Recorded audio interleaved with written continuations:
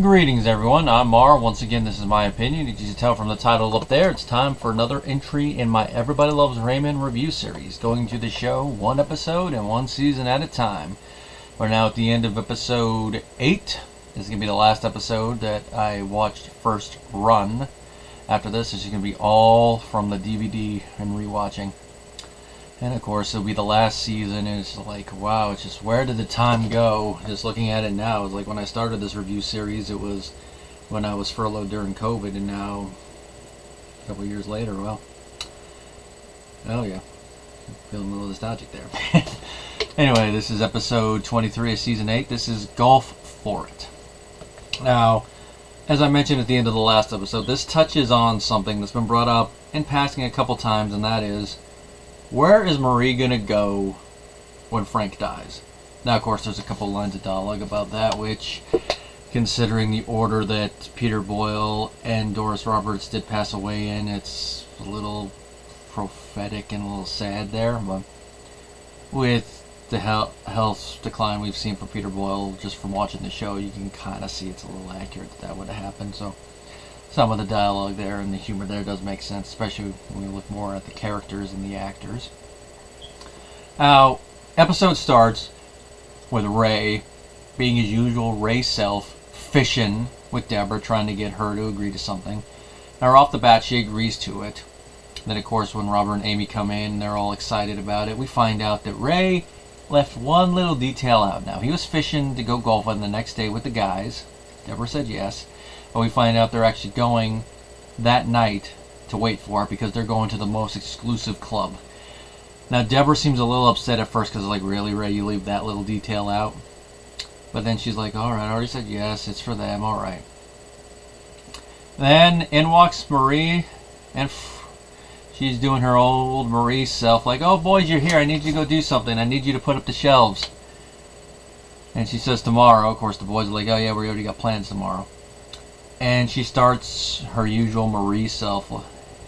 And it's really, really Marie gaslighting this episode. Like, what she says is, so the list of things more important to me grows. It's like, just watching it, I'm like, Marie, Marie, Marie. You are their mother. You are important to them. But you need to understand, the boys have their own lives. They can make their own plans. They should not be putting everything on hold just to do whatever the hell you want them to do.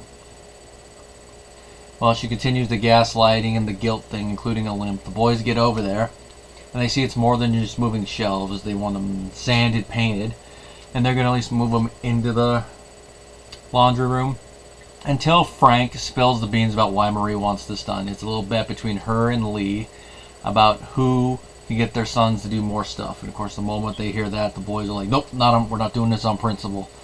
And it starts a little argument between them and Marie, and Frank interjects when it's like, you don't speak to your mother that way. Well, you do. She's not my mother.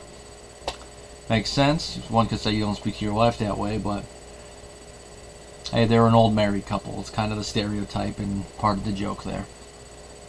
Well, the boys storm out, and they go to the golf thing. Gianni and I'm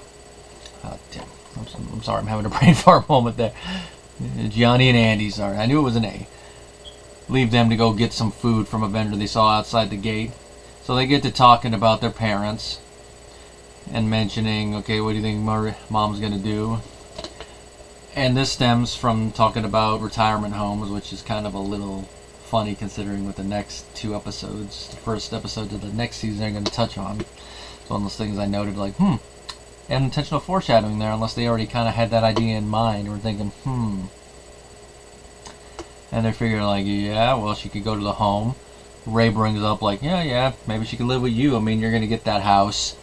And knowing how Robert and Ray are as characters and as brothers, you can already see where the argument's going to be going. Like, why should they live with me? Why should I get a house that way? And it goes to a crescendo. It goes back down. And during this course, they decided, you know what? Maybe we should go for it. Loser gets Ma. And they start talking about it more and more. And they eventually switch the bet that the winner gets Ma. And that ties into one thing that, looking at it from their character perspectives, makes sense, and that is that Robert, when they're arguing, is like, I love Mom more than you do. Now, It's kind of hard to argue which one of the kids loves Mom more, but I can definitely say Robert appreciates the love he gets from Marie more. And with what he says in this episode, you can see why, and that is that he has to fight for every ounce of affection he gets from her.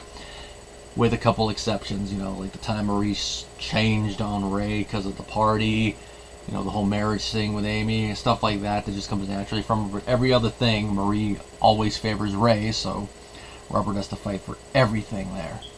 So he definitely appreciates it more. Ray, you can see, takes his love from his parents for granted. I mean, he takes just about everything for granted in this show from what we've seen. So if this was like a darker comedy, it'd probably be a season where he lost everything and there'd be some dark humor there. But that's if this was a darker show. Well, they decide to it, and it of course ends up with another fight that they have. Kind of a la the episode where Robert found out he was getting promoted to lieutenant. The only difference is the parents don't walk in to interrupt the fight. And they don't ruin a whole box of Bugles. Thankfully, Frank does not have to eat Funyuns now. Of course, the epilogue, we find out that Ray won, which... the look on Patricia Heaton's face in character when she finds this out, you can tell that Kill wants to Deborah Ray. There's the only people who remember that reference. But it's one of those things that, like, really, Ray? Really, you are going to make a bet like that and not even consult your wife? I just hope in the whole context of the continuity to show that Ray doesn't actually go through with that, because Deborah will murder him. Because I don't really see Deborah as someone that would want to live with Marie like that. I mean, she likes her, but it would get to her. And it would just be a continuation of the whole thing that we heard earlier with Not of Her Own and more stuff like that. But it is what it is if she ends up being forced to.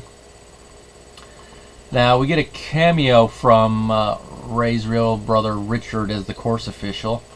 It's a nice little minor cameo. This episode is written by Tom Caltabiano and Tucker Colley, and like how I mentioned them constantly before, their writing's usually spot on.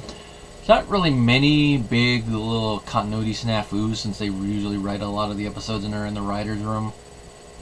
If it is, it's usually like minor or something that you're like, wait a minute. But they really get the character dynamics down, and like I've said a couple times before, this late in the show, the chemistry with all the actors is there. So when they're fighting, you really believe Ray and Robert are brothers, and that's because of the chemistry between Ray and Brad, and it's there.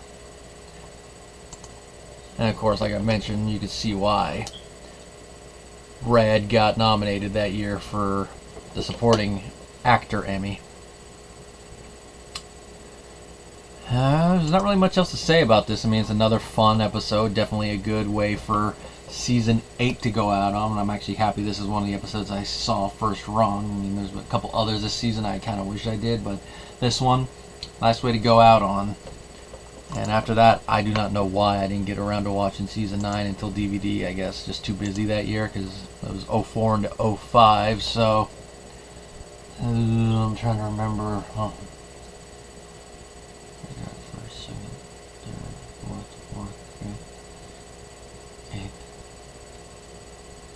Oh yeah, that would be why. That would have been my freshman year in high school. So that's probably why. Just getting used to that, I just didn't get around to it. And of course, going into the next season, we're going to begin the season with something that, to paraphrase some of my fellow George R. R. Martin fans, and will subvert our expectations. Of course, the next episode is going to shake things up a little bit, and that is to tie into the whole theme of this. What is going to happen when Frank and Marie decide that they're going to move away to a nursing home? Until next time, guys.